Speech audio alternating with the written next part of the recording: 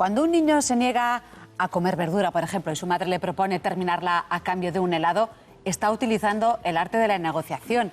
Muchas situaciones a lo largo de la vida se resuelven a base de negociaciones. Algunas las aprendemos a temprana edad y otras se pueden adquirir de adultos gracias a la experiencia y los consejos de un buen asesor económico. El director del Instituto de Expertos, Raimon Samsó, va a explicarnos a continuación las cualidades de un buen negociador. ¿Qué tal, Raimon? Bienvenido, un miércoles más. Muchas gracias, Marta.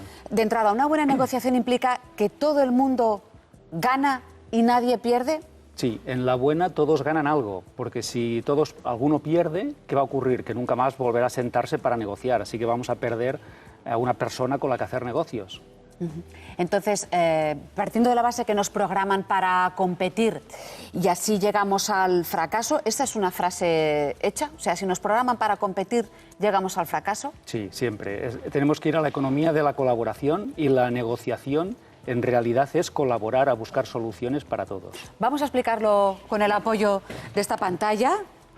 Como siempre, vamos a ver las consideraciones que nos hace Raimon Samsó para no perder, para que nadie salga perdiendo, ¿no? Negociar para ganar todos. Sí, es lo que decíamos antes, una mala negociación es aquella en la que se compite, uno gana a costa de otro, eso es un muy mal negocio. ¿Qué ocurre en estos casos? Normalmente hay personas que prefieren ser blandas, es decir, cedo. Huyo, no quiero conflicto y por lo tanto prefiero ceder. Eso es una mala posición porque en realidad todos se están perdiendo ahí, ¿no? Lo contrario sería el ser duro, el ser muy agresivo. Es decir, yo tengo que ganar, tú tienes que perder, pero ¿qué ocurre ahí? Pues lo que decíamos antes, que nunca volveremos a hacer negocios, porque si tengo que perder siempre contigo, pues ya no vuelvo a negociar contigo, ¿no? Hay una anécdota muy interesante en esto. Cuando Lincoln estaba hablando en uno de sus discursos, hablaba bien de los sureños, que era el enemigo en ese caso en la guerra civil. El expresidente de Estados Unidos, Abraham Lincoln, sí. Lincoln. Y entonces alguien le dijo, pero ¿cómo puede hablar con consideración del enemigo? Le dije, ¿sabe la mejor forma de acabar con un enemigo? Es hacerlo su amigo. Con lo cual lo que tenemos que hacer es no ser duros ni acabar con el oponente o el negociador, ¿no? Otra de las cosas que ocurren cuando perdemos las negociaciones es que reaccionamos. ¿Cómo reaccionamos? Desde las vísceras. Visceralmente lo primero que hacemos es reaccionar, ¿no? Decir no, o decir algo mucho peor.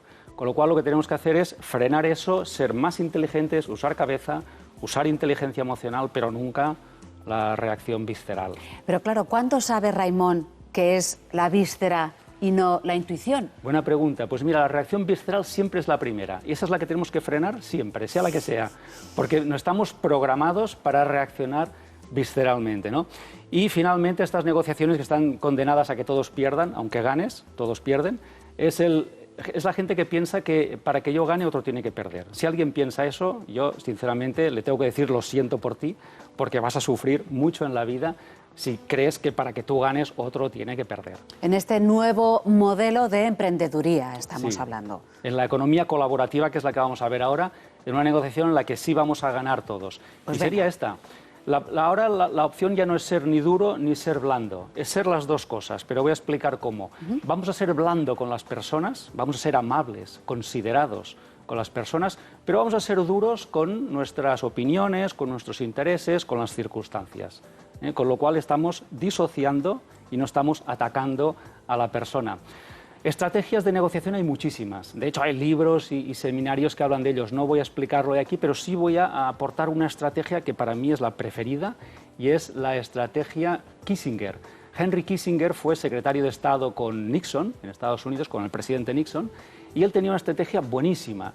Y es que cuando iba a negociar con alguien, durante una hora, si tenía una hora, durante 50 minutos hablaba de todo en lo que estaban de acuerdo. Y dejaba solo los puntos de desacuerdo para los 5 minutos finales. Con lo cual la gente decía, hombre, estamos ya tan de acuerdo en todo, por una cosita vamos a pelearnos, y entonces pues se ponían de acuerdo, ¿no? El arte de la estocada, ¿no?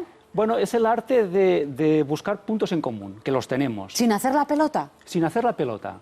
Es decir, en el fondo, cuando dos personas se sientan a negociar, en el fondo quieren lo mismo, y es una solución. Otra cosa para tener negociaciones de éxito sería disociar a la persona del problema. Es decir, las personas tienen problemas, pero no son sus problemas. Son cosas muy diferentes. Por lo cual vamos a separar a la persona de lo que estamos hablando. Y entonces me es mucho más fácil llegar a un acuerdo con esa persona. ¿Cómo se hace eso? Bien, es una buena pregunta. Lo que tenemos que hacer es ver que esa persona tiene una opinión, pero ella no es su opinión. Las opiniones se tienen y se pueden cambiar, pero no somos nuestras opiniones. En cuanto vemos eso, somos capaces de hablar a la persona disociándole de sus opiniones. Y lo que tenemos que tener en mente es nuestro negocio, es nuestra persona, es... No, los dos. Nuestro negocio y su negocio. Es decir, para negociar tenemos que pensar siempre qué gano yo, pero qué va a ganar él.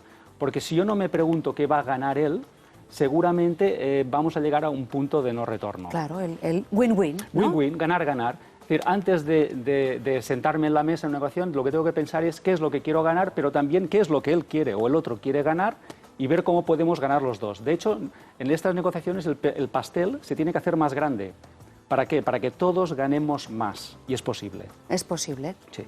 Vamos con la última tanda de consejos de este nuevo paradigma para negociar. Sí, un experto en negociación, William Ury, un experto de Estados Unidos, mencionó 4 obstáculos. El primero es el que hemos mencionado, la reacción visceral, ¿no? Eso es un obstáculo. Siempre tenemos que frenarla, ese atacar, contraatacar, ese ceder o también ese huir. Hay veces que la gente se levanta de la mesa de negociación y eso también hay que evitarlo, ¿eh? Huir no aporta nada, ¿no? Ha ocurrido en las más altas instancias eso también, ¿eh? Claro, pero hacerlo hace que la próxima vez hagamos lo mismo, con lo cual siempre estaremos huyendo de situaciones difíciles. No nos ayuda.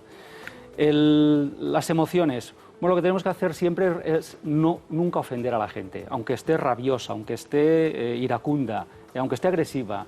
Nunca atacarles, nunca humillarles, y lo que tenemos que hacer, la solución aquí es siempre dejar que salven la cara, nunca humillarles, nunca dejarles mal, sobre todo en público.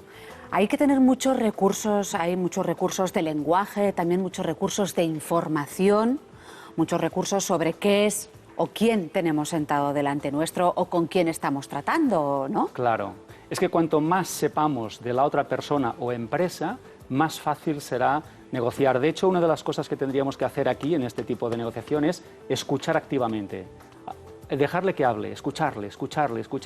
Si escuchamos, a veces el otro simplemente porque ha sido escuchado ya se siente con ganas de colaborar, pero hay que escuchar más. Este sería el gran consejo, ¿no? Y luego la posición. En realidad el problema no es la posición que está encontrada. 2 personas negocian, las posiciones están encontradas, pero en realidad no es la posición, es los intereses que hay detrás de la posición. Es decir, hemos de preguntarle al otro por cuáles son sus intereses. Y seguramente muchos van a coincidir. Muchos, no todos, pero muchos sí. Y tenemos que centrarnos en eso, como nos decía Henry Kissinger. Y finalmente las consecuencias. No llegar a un acuerdo tiene consecuencias. No llegar a un acuerdo en una negociación tiene consecuencias seguro. Y lo que tenemos que hacer para solucionar esto es hacerle ver a la otra parte cuáles son las consecuencias de no llegar a un acuerdo. Un ejemplo. Finito también, sin ser amenazante. Sin ser amenazante. Sí, claro. Sí. Un ejemplo, Chrysler, cuando la empresa de automóviles estadounidense tenía muchos problemas, fue a negociar con el Estado y le hizo ver las consecuencias. Dijo, si cerramos, tendréis que pagar el paro de miles y miles y miles de personas. Eso saldrá carísimo y, sin embargo, si me ayudáis, podemos sacar la empresa adelante, como así sucedió. Claro. Pues con ese ejemplo nos quedamos. Raimon Samson, como siempre, muchísimas gracias por los consejos. Seguimos en la tele cuando...